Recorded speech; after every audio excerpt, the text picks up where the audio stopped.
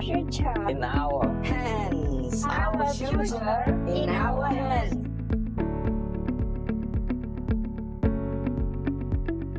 សួស្តីខ្ញុំឈ្មោះសុធាវីខ្ញុំជា founder របស់ campaign Think Plastic ខ្ញុំ grow up along Mekong River អញ្ចឹងចំពោះខ្ញុំការផ្សារភ្ជាប់ខ្លួនទៅជាមួយនឹងធម្មជាតិគឺជារឿងសំខាន់អញ្ចឹងការស្រឡាញ់បរិស្ថានគឺជាចំណែកមួយរបស់ខ្ញុំហើយចំពោះខ្ញុំដូចថា green អ្វីដែល green ហ្នឹងគឺជា part មួយនៃជីវិតឬក៏ lifestyle របស់ខ្ញុំThink Plastic កើតឡើងនៅដើមឆ្នាំ2019នៅក្នុងថ្ងៃសិទ្ធិនារីវាកើតឡើងគឺនៅពេលហ្នឹងខ្ញុំបានទៅលេងឆ្នេរមួយនៅកែបហើយខ្ញុំឃើញសម្រាម plastic ច្រើនពេកនៅតាមឆ្នេរហ្នឹងពេលហ្នឹង idea ហ្នឹងចាប់ផ្ដើមកើតឡើងហ្មងខ្ញុំគិតថាខ្ញុំទៅធ្វើ something ហើយអញ្ចឹងខ្ញុំក៏ start ដោយចាប់ផ្ដើមធ្វើ video ដើម្បី address បញ្ហាតាក់ទងទៅជាមួយនឹង Think Plastic អញ្ចឹងនៅក្នុង campaign ហ្នឹងទាំងមូល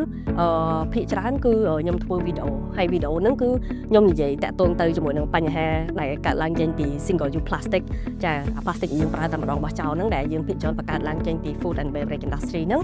ហើយនឹងមួយទៀតខ្ញុំនិយាយអំពី solution ងាយៗដែលខ្ញុំគិតថាយើងទាំងអស់គ្នាសុទ្ធតែអាចធ្វើបានជាចំណែកមួយបើសិនជាយើងចង់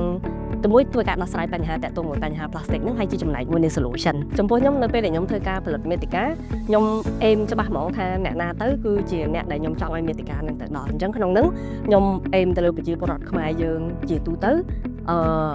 ជាពិសេសគឺយុវវ័យអញ្ចឹងខ្ញុំព្យាយាមធ្វើឲ្យមាតិការបស់ខ្ញុំហ្នឹងសាមញ្ញបំផុតដែលមនុស្សគ្រប់រូបអាចទទួលយកបានបើទោះជាគាត់មានចំណេះដឹងតាក់ទងមួយរឿងបរិស្ថានក៏ដោយមិនមានក៏ដោយគឺនៅតែស្ដាប់យល់ចាហើយអ្វីដែលខ្ញុំធ្វើមួយទៀតហ្នឹងមាតិការបស់ខ្ញុំហ្នឹងគឺជាការលើកទឹកចិត្តក្រើនរំលឹកជិះជាងបន្តបង្អាប់ចាបើសិនជាបងប្អូនយុវវ័យគាត់ចង់ចាប់ផ្ដើមធ្វើការតាក់ទងទៅមួយរឿងបរិស្ថានហ្នឹងខ្ញុំគិតថាទីមួយគាត់មិនបាច់ចាំទេបើសិនជាចង់ធ្វើអីធ្វើទៅអញ្ចឹងណាពីព្រោះបើសិនជាយើងអត់ start ទេគឺយើងនៅតែមានអារម្មណ៍ហ្នឹងខ្ញុំគាត់តែចង់ក៏តែខ្ញុំអត់បានចាប់ផ្ដើមអញ្ចឹងណាចានៅពេលដែលយើងធ្វើមេតិកាហើយយើងផុតខ្លួនឯងទៅ public ហ្នឹងច្បាស់ជាមានអ្នកដែលគេចូលចិត្តហើយមានអ្នកដែលគេមិនចូលចិត្តអ្នកខ្លះអាចរិះគន់អ្នកខ្លះគេខ្លះនៅសក់គេជេរយើងឬក៏អីចឹងទៅហ្នឹងគឺជារឿងជាសិទ្ធិរបស់គេប៉ុន្តែហើយហ្នឹងគឺជារឿងដែលតែងតែកើតឡើងនៅលើប្រព័ន្ធផ្សព្វផ្សាយសង្គមចំពោះខ្ញុំវិញគឺខ្ញុំអត់សូវយកបញ្ហាទាំងអស់ហ្នឹងយកមកដាក់នៅខ្លួនទេពីព្រោះដោយសារអី Think Plastic ឬក៏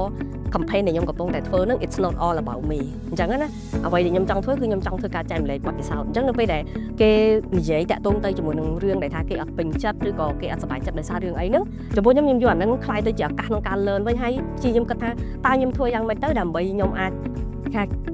ជួយផ្ដល់ចំណេះដឹងបន្ថែមឲ្យទៅបុគ្គលដូចជាគាត់ហ្នឹងឬក៏ក្រុមដូចជាគាត់ដែលតែងតែ complain ដែលតែងតែអត់ happy ឬក៏សរសេរ comment ដែលអាក្រក់ៗហ្នឹងឲ្យគាត់មកធ្វើការកែប្រែអីយ៉ាបត់វិញ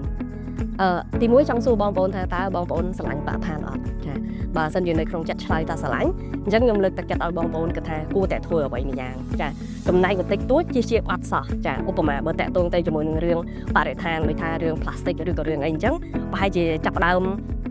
និយាយថាទេជាមួយនឹង plastic ដែលអត់ចាំបាច់ហ្នឹងគឺជាចំណែកមួយឯងហើយខ្ញុំលើកទឹកចិត្តឲ្យបងប្អូនធ្វើវាច្រើនលើកច្រើនសារដល់ពេលយើងធ្វើយូរទៅវានឹងคล้ายទៅជាទម្លាប់ហើយដល់ពេលយើងคล้ายទៅជាទម្លាប់ទៅគឺអត់ដឹងខ្លួនគឺយើងជាចំណែកមួយក្នុងការចូលរួមคล้ายទៅជាអ្នកដែលស្រឡាញ់បរិស្ថានឯងអញ្ចឹងយើងត្រូវការចំណែកតិចៗហ្នឹងចាដើម្បីជាចំណែកមួយក្នុងការជួយឲ្យបរិស្ថានរបស់យើងល្អប្រសើរអញ្ចឹងសូមចាប់ផ្ដើមឥឡូវអរគុណ the different be the different